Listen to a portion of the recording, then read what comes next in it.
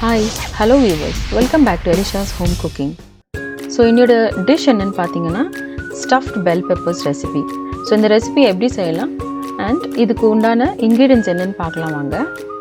இங்கே நாங்கள் try colour capsicum எடுத்திருக்கோம், 2 பொட்டேட்டோஸ் பாயில் பண்ணி வச்சுருக்கோம், ஒரு பெரிய வெங்காயம் சின்னதாக கட் பண்ணியிருக்கோம், ஒரு டொமேட்டோவை சின்ன சின்ன பீஸாக கட் பண்ணி வச்சுருக்கோம், இது ஒரு பெரிய கேரட், ஒரு சின்ன முள்ளங்கி கிரேட் பண்ணியிருக்கோம், முள்ளங்கி ஆப்ஷனல் தான், beans,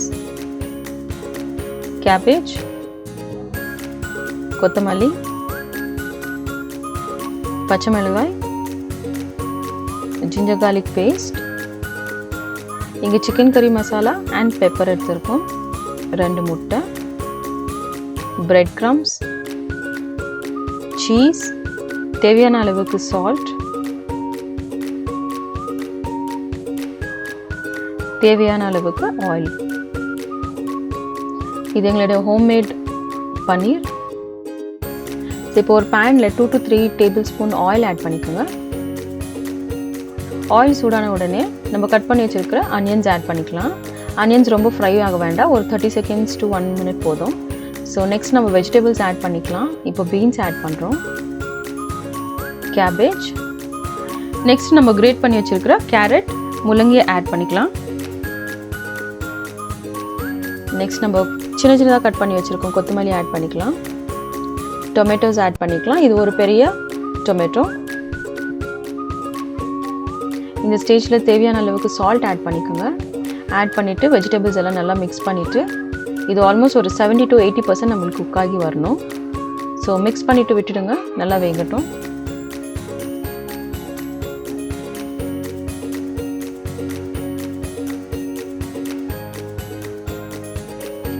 ஸோ இப்போ ஆல்மோஸ்ட் வெஜிடபிள்ஸ் எல்லாம் குக் ஆச்சு. இந்த டைமில் ஜிஞ்சர் garlic பேஸ்ட் ஆட் பண்ணிக்கோங்க. அப்புறம் நம்ம எடுத்து வச்சுருக்கிற சிக்கன் மசாலா பொடி, அப்புறம் பெப்பர் ஆட் பண்ணிக்கோங்க. இது வந்து 1 டீஸ்பூன் சிக்கன் மசாலா பொடி, 1 டீஸ்பூன் பெப்பர். ஸோ இதை ஆட் பண்ணிவிட்டு நல்லா ஃப்ரை பண்ணிக்கோங்க. இந்த ஜிஞ்சர் garlic பேஸ்ட்டோட பச்சை வாசனை போகிற அளவுக்கு இந்த வெஜிடபிள்ஸ் எல்லாம் கொஞ்சம் ஃப்ரை பண்ணிக்கலாம். ஸோ மீன்வைல் நம்ம ஆல்ரெடி பாயில் பண்ணி வச்சுருக்க பொட்டேட்டோஸை மேஷ் பண்ணிக்கலாம். ஸோ இந்த மேஷ் பண்ண பொட்டேட்டோஸை இந்த வெஜிடபிள்ஸ் கூட ஆட் பண்ணிவிட்டு நல்லா மிக்ஸ் பண்ணிக்கோங்க. ஸோ இந்த பொட்டேட்டோஸை நல்லா மிக்ஸ் பண்ணி விட்டுக்கோங்க இந்த வெஜிடபிள்ஸோட. அவ்வளோதான், இது ரெடி ஆகிடுச்சு. நம்ம இதை எடுத்து தனியாக ஒரு பவுலில் வச்சுட்டு இப்போ நம்ம பன்னீரை கொஞ்சம் ஃப்ரை பண்ணிக்கலாம். ஸோ அதே பேனில் ஜஸ்ட்டு ஒரு 1 டீஸ்பூன் ஆயில் ஆட் பண்ணிவிட்டு, நாங்கள் இது ஹோம்மேட் பன்னீர் பண்ணியிருக்கோம். ஸோ அதை ஆட் பண்ணி கொஞ்சமாக பெப்பர் ஆட் பண்ணிவிட்டு கொஞ்சம் ஃப்ரை பண்ணிக்கோங்க. ஸோ இந்த பன்னீர் கொஞ்சமாக ஃப்ரை ஆனோட ஒரு 1 to 2 minutes ஃப்ரை ஆனால் போதும். இது கூடவே நீங்கள் என்ன பண்ணுங்கள், நம்ம ஆல்ரெடி எடுத்து வச்சுருக்கிற மிக்சர்லேருந்து ஜஸ்ட் ஒரு 1 to 2 டேபிள் ஸ்பூன் ஆட் பண்ணிக்கோங்க இது கூட. ஸோ இப்போ நம்ம எல்லா கேப்சிகமும் வாஷ் பண்ணிவிட்டு ஹாஃபாக கட் பண்ணி வச்சுருக்கோம். ஒரே ஒரு கேப்சிகம் மாத்திரம் முழுசாக அப்படியே இருக்குது, அது வந்து எக் ஸ்டஃபிங் பண்ணலாம் அதில்.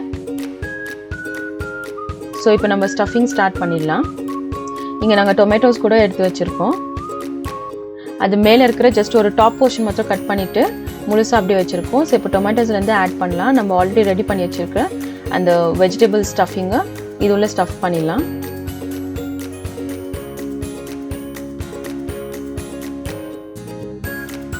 ஸோ கேப்சிகம் இந்த மாதிரி நீங்கள் ஹாஃபாக கட் பண்ணி வச்சிங்கன்னா உங்களுக்கு கொஞ்சம் ஈஸியாகவும் இருக்கும்.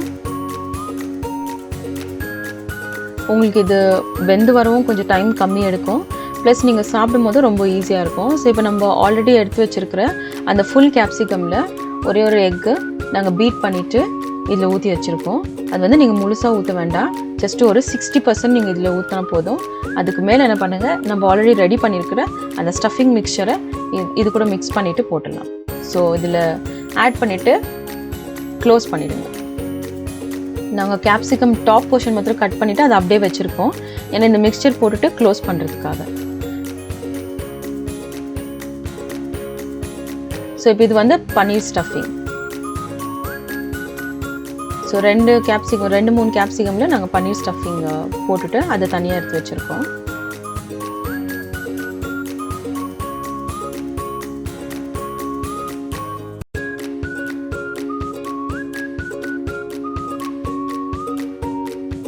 ஸோ எல்லா கேப்சிகமையும் ப்ளஸ் நம்ம டொமேட்டோஸ் எல்லாம் ஸ்டஃப் பண்ணி ரெடி ஆகிடுச்சு. இப்போ நாங்கள் சீஸை வந்து கிரேட் பண்ணி வச்சுருக்கோம். அதை லைட்டாக நீங்கள் ஸ்ப்ரெட் பண்ணி விட்டுக்கோங்க மேலே மாத்திரம். ஸோ டொமேட்டோஸ், கேப்சிகம் அது மேலெல்லாம் கொஞ்சம் கொஞ்சமாக போட்டு விட்டுக்கோங்க.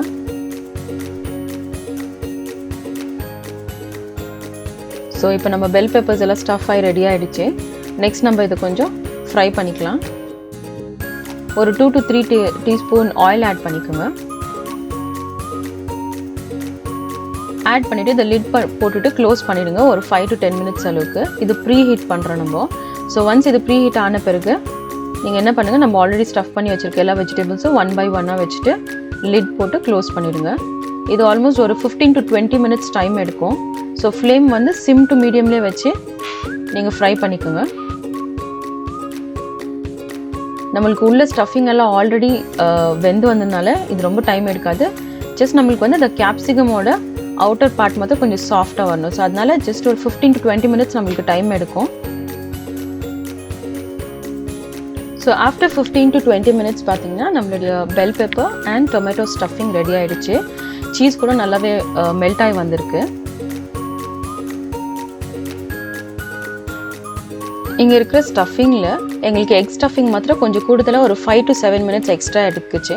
ஸோ அதனால் நீங்கள் நெக்ஸ்ட் டைம் நீங்கள் பண்ணும்போது எக்கை வந்து எக் புர்ஜி ஸ்டைலில் பண்ணிவிட்டு இந்த மிக்சரோட ஆட் பண்ணிவிட்டு கேப்சிகமில் ஸ்டஃப் பண்ணி பண்ணுங்கள். ஸோ மேபி அது வந்து உங்களுக்கு எல்லாமே அட் அ டைம் உங்களுக்கு ஃப்ரை ஆகி வரும். ஸோ இந்த டிஷ் உங்களுக்கு பிடிச்சிருக்கோம் நான் நம்புகிறேன் வியூவர்ஸ். ட்ரை பண்ணி பார்த்துட்டு எப்படி வந்ததுன்னு சொல்லுங்கள். ஸோ இந்த வீடியோ பிடிச்சிருந்தா ப்ளீஸ் லைக் பண்ணுங்கள், ஷேர் பண்ணுங்கள், கமெண்ட் பண்ணுங்கள். உங்கள் ஃப்ரெண்ட்ஸ் அண்ட் ஃபேமிலிக்கு இந்த வீடியோவை ஷேர் பண்ணுங்கள். எங்கள் சேனலுக்கு ப்ளீஸ் சப்ஸ்கிரைப் பண்ணி சப்போர்ட் பண்ணுங்கள். அங்கே ஒரு பெல் ஐக்கன் இருக்கும், அதை கிளிக் பண்ணிங்கன்னா உங்களுக்கு ஆட்டோமேட்டிக் நோட்டிஃபிகேஷன்ஸ் வரும் நாங்கள் எப்போ வீடியோஸ் போட்டாலுமே. அண்ட் தேங்க்ஸ் ஃபார் வாட்சிங்.